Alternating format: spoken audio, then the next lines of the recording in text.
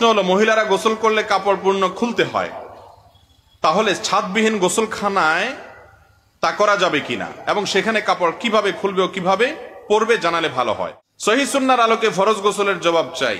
ফরজ গোসলের আবার জবাব কি, মানে নিয়ম জানতে চাইছেন হয়তো। এরপরে প্রশ্ন হলো, বান্দার অন্তরে যে খারাপ চিন্তা আসে সে সম্পর্কে কিরামান কাতিবিন কি জানেন কিনা। যদি না জানেন তাহলে তো খারাপ চিন্তাগুলো ফেরেশতারা লিখেন না, সেজন্য হিসাব হবে কিনা। খুব সুন্দর এবং ক্রিটিক্যাল প্রশ্ন। আমাদের মনের ভিতরে যেসব চিন্তা আসে এগুলো ফেরেশতারা জানে কিনা। আমাদের মনের খবর আল্লাহ জানে, সেটা তো আমরা জানি, ফেরেশতারা জানে কিনা এটা একটা দরকারি প্রশ্ন। যদি বলেন যে জানে না, তাহলে হাদিসে আসছে মান হাম্মা বিহাসানাতিন, যে ব্যক্তি মনে মনে কোনো ভালো কাজ করার প্রতিজ্ঞা করলো, ফালাম ইয়ামালহা, কিন্তু কাজটা সে করার সুযোগ পায় নাই, কিন্তু নিয়ত ছিল তার পাক্কা যে সে করবে, কিন্তু করতে পারলো না। হজ করবে, টাকা টুকা সব জমা দিছে, করোনা এসে গেছে, আর যাইতে পারলো না বেচারা, কিন্তু তার প্রতিজ্ঞা ছিল ঠিক, নিয়ত ছিল খাঁটি, টাকাও দিছে, কিন্তু পারলো না। তো নবীজি বলেছেন ওই যে নিয়তটা খাঁটি ছিল, ভেজাল ছিল না, কিন্তু কোনো কারণে হয় নাই, তো আল্লাহ তাআলা তার কারণে তাকে সওয়াব দিবেন। এখন এই সওয়াবটা লিখবে কে? ফেরেশতা। তো ফেরেশতা যদি না জানে কি নিয়ত করছে, কেমনে লিখবে? এটা একটা ক্রিটিক্যাল প্রশ্ন। আবার হাদিসে আসছে কেউ যদি মনে মনে কোনো খারাপ কাজের কথা চিন্তা করে, খারাপ কাজের কথা কি করে ভাই? চিন্তা করে মনে মনে, আর চিন্তা করার পর সে প্ল্যান করছে সে এই খারাপ কাজটা করবে, মনে মনে নিয়ত করছে, প্ল্যান করছে এই কুকামটা সে করবে, কিন্তু এরপরে সে খারাপ কাজটা আর করে নাই, আল্লাহর ভয়ে সেটা ছেড়ে দিছে, করে নাই, সাথে সাথে ওই খারাপ কাজ করার নিয়ত করার পরও যে সে করে নাই, ফিরে আসছে, এই জন্য তার আমলনামায় একটা সওয়াব লেখা হবে। এখন ফেরেশতা মনের কথা যদি না জানে লিখবে কেমনে এগুলা? এটা জটিল প্রশ্ন না? তো এই ব্যাপারে অনেক উলামায়ে কেরাম বলেন যে মানুষের মনের এই জাতীয় বিষয়গুলো আল্লাহ তাআলা ফেরেশতাকে জানার সুযোগ দিয়েছেন, এইটুকু সে জানে, সবকিছু সে জানে না। আবার অনেক উলামায়ে কেরাম বলেছেন বান্দা কি নিয়ত করেছে না করেছে আল্লাহ তাআলা সেটা রিপোর্ট ফেরেশতাকে জানিয়ে দেন। আল্লাহর অটোমেটিক সিস্টেমে ফেরেশতার কাছে সেই তথ্য চলে যায়, তারা সেটা লিপিবদ্ধ করে কিরামান কাতিবিন। কিন্তু কখনো ফেরেশতারা গায়েবের মালিক হতে পারে না, আল্লাহ ছাড়া আর কেউ গায়েবের মালিক না। সহিহ সুন্নাহর আলোকে ফরজ গোসলের জবাব চাই। ফরজ গোসলের আবার জবাব কি, মানে নিয়ম জানতে চাইছেন হয়তো।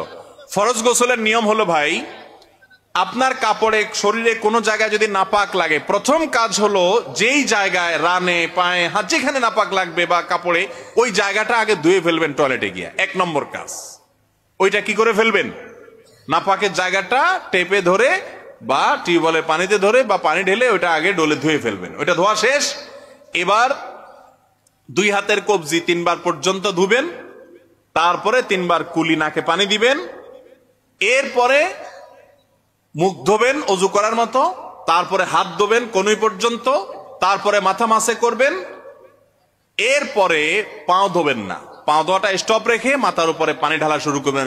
আপনার ইয়েতে নিলে শাওয়ারে আপনি ঝর্ণার নিচে মাথা দিয়ে গোসল করবেন, কাঁধে মাথায় পানি দিয়ে পুরো শরীরে ডলে গোসল করবেন। গোসল শেষ, সাবান টাবান দিয়ে সবকিছু শেষ, টয়লেট থেকে বের হওয়ার সময় বা টিউবওয়েল থেকে যাওয়ার সময় বা পুকুর থেকে উঠার সময় এবার এসে পাও গোড়ালি পর্যন্ত ধোবেন। গোসল একসাথে হয়ে গেল। কথা কি বুঝাতে পারছি? অনেক মানুষ আছে দেখবেন গ্রামে পুকুরে গোসল করে উঠছে, উঠে এবার ঘাটে বসে আবার কি করে? অজু করে। এটার কোনো প্রয়োজন? অজু গোসল একসাথে হয়ে যায়। এভাবে যদি গোসল করেন ফরজ গোসল, তাহলে ওই ফরজ গোসল এভাবে করার কারণে একটা সুন্নাত জিন্দা করার সওয়াব হবে, কারণ হাদিসে এইভাবে গোসল করতে বলা হয়েছে। কথা কি বুঝাতে পারছি? শুধু ফরজ গোসল না, সাধারণ গোসলও যদি এইভাবে করেন তাহলে সুন্নাত আদায় করার সওয়াব হবে। মনে থাকবে তো ইনশাআল্লাহ?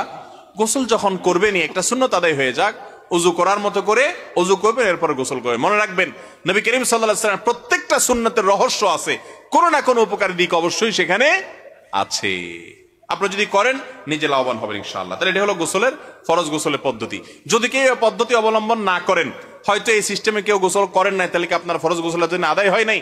এটার উত্তর হলো যে আপনি ফরজ গোসলের জন্য যদি পুরা শরীর ধোন, ভালো করে কুলি করেন এবং গড়গড়া করে কুলি করেন, গড়গড় করে গলা যতটুকু যা কুলি করেন, নাকে পানি ভালো করে দেন, পুরা শরীর মাথা থেকে পা পর্যন্ত একটা পশমও শুকনা নাই, সব জায়গা পানি দিয়া ধুইছেন, যে কোনো ভাবে ধুইছেন, ওই অজু করে সিস্টেম মতো আমি যেভাবে বলছি সিরিয়াল বা সেভাবে যদি নাও করেন, পুরা শরীরটা ধুইলে কুলি নাকে পানি দিলে গোসল আপনার হয়ে যাবে ইনশাআল্লাহ। কথা কি বুঝাতে পারছি? কিন্তু সিস্টেম মতো করলে কি হবে? সুন্নাত আদায় করার সওয়াব হবে। এরপরে প্রশ্ন হলো, মহিলারা গোসল করলে কাপড় পূর্ণ খুলতে হয়, তাহলে ছাদবিহীন গোসলখানায় তা করা যাবে কিনা এবং সেখানে কাপড় কিভাবে খুলবে ও কিভাবে পরবে জানালে ভালো হয়। গোসল করার সময় পুরো কাপড় কেন খুলতে হবে? নারী হোক আর পুরুষ হোক, গোসল করার সময় যে কাপড় আছে সে কাপড় দিয়ে গোসল করে তার উপরে আরেকটা কাপড় দিয়ে তারপরে কাপড় পাল্টাবে, এই সুযোগ আছে না নেই? হয়তো একটু ভিজে যাবে, তো গামছা তোয়ালি এগুলা কেন? সে ভিজা জিনিসটা তো আবার শুকানো যাবে। মনে রাখবেন, গোসলখানায় সম্পূর্ণ যদি বিবস্ত্র হয়ে যায়, সম্পূর্ণ কাপড় কেউ খুলে ফেলে, এতে বড় কোনো গুনাহ হবে না, কিন্তু এটা অনুত্তম, অনুচিত কাজ, খারাপ কাজ। এমনকি কেউ সেখানে আপনাকে দেখছে না, তাহলে আপনি একেবারে সব কাপড় চোপড় খুলে যদি গোসল করেন, সেটা জায়েজ আছে, করলে জায়েজ আছে মানে হলো হারাম হবে না, কবিরা গুনাহ হবে না, কিন্তু এটা অনুত্তম কাজ। কেন?